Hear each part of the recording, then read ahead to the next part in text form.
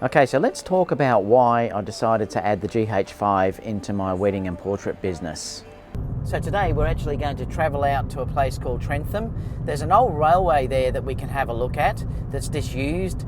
There's also this really large waterfall that we can actually use too, and I'll show you how the GH5 photographs.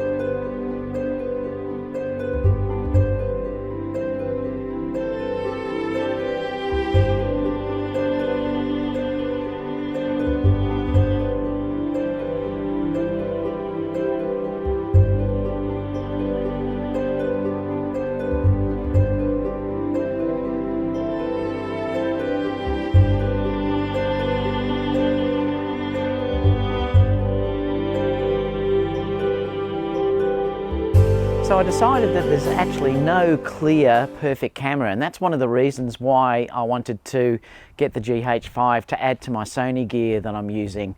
The issue is that it has certain features that I just can't get from my Sony cameras at the moment. Things like 4K 60p, things like that, the articulating screen, which really make a difference in how the camera works. So one of the other real big advantages of using the GH5 over the Sony system is I never have to worry about the overheating. I was always a little bit nervous leaving my A7R2 or A6500 or the other Sony cameras I've got on a tripod during a wedding if it's 100 degrees or 40 degrees Celsius and walk away, because I wasn't quite certain if the camera would overheat. It hasn't happened to me, but I did always have that little bit of a doubt. Whereas with the GH5 there's never any overheating issues, and so I'm never going to have to worry about that aspect of leaving the camera alone. Okay, there's also the thing too about the weather sealing. On the Sony cameras they actually list them as being weather resistant, and I have been nervous sometimes if I'm doing a wedding or something like that particularly and it's very wet outside in a downpour, whereas the GH5 does tend to be really well weather sealed. All the ports and everything have rubber fittings that go over them, so they're really well sealed. The lenses are fully weather sealed, and I have seen reviews online where they've actually been used in actual quite downpours and they survive quite well. So that's another thing as well where I think the GH5 has a better protection than what the Sony cameras have. So you can actually see the covers here. They really are sealed really well against the environment, and everything has these little covers that sit over them, so that's why it's so weather sealed. The other real big advantage too is that it has the dual card slots. Now these dual card slots are hot swappable, so if you are recording from one to the other and one card fills, you can actually take the one out that's full and put a new card in, and it'll keep recording as you're actually going. So that's one real big advantage. So that is a peace of mind to have that dual card slot in there as well.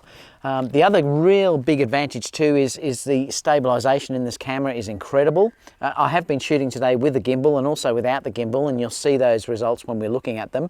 But the stabilization with this lens, this is the 12-35, is really outstanding. So yeah, we'll have a look at some of those images now.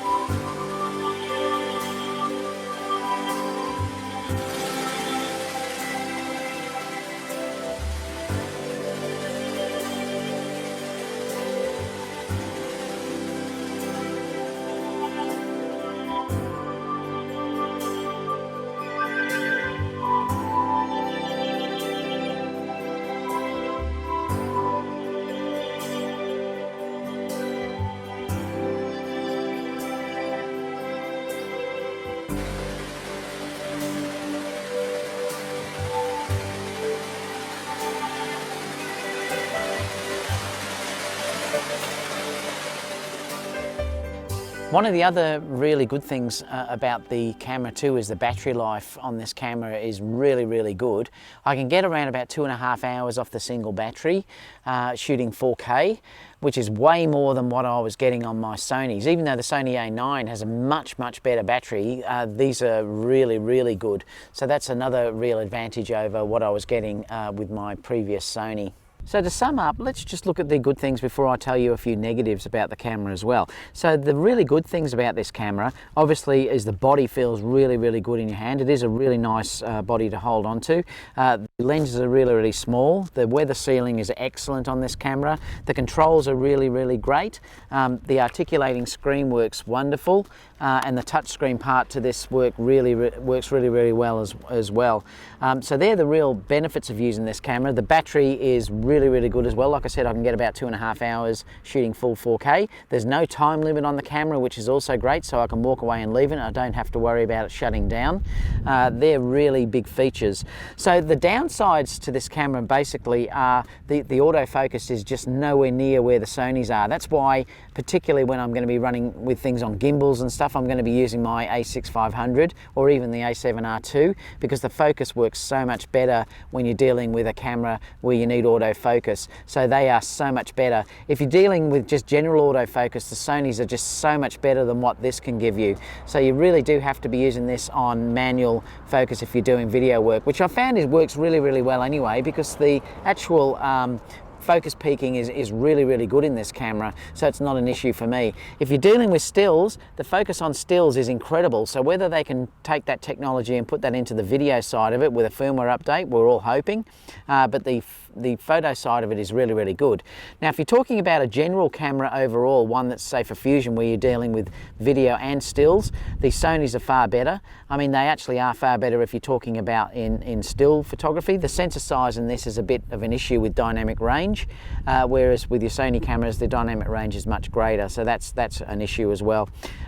So like I said in the beginning, there's no perfect camera. For me at the moment, I'm going to utilize both of these systems, the Sony system and the GH5. So it's not about a war for me, it's about using the best gear that's right for you. If you're dealing with video solely, you cannot beat this GH5. It's in a league of its own, I believe, for the price you're paying for video only. If you're dealing with just doing stills, I would be obviously sticking with my Sony. And if you're dealing with fusion of stills and video, I still think Sony are the way to go.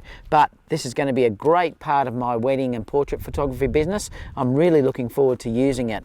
Yeah, so I thought I'd give you a review of how I've been going so far. So if you can, give me a thumbs up and subscribe if you haven't subscribed. If you've got any questions, leave them down below and I'll get back to you as soon as possible. So I'll see you again soon for my next video. Bye for now.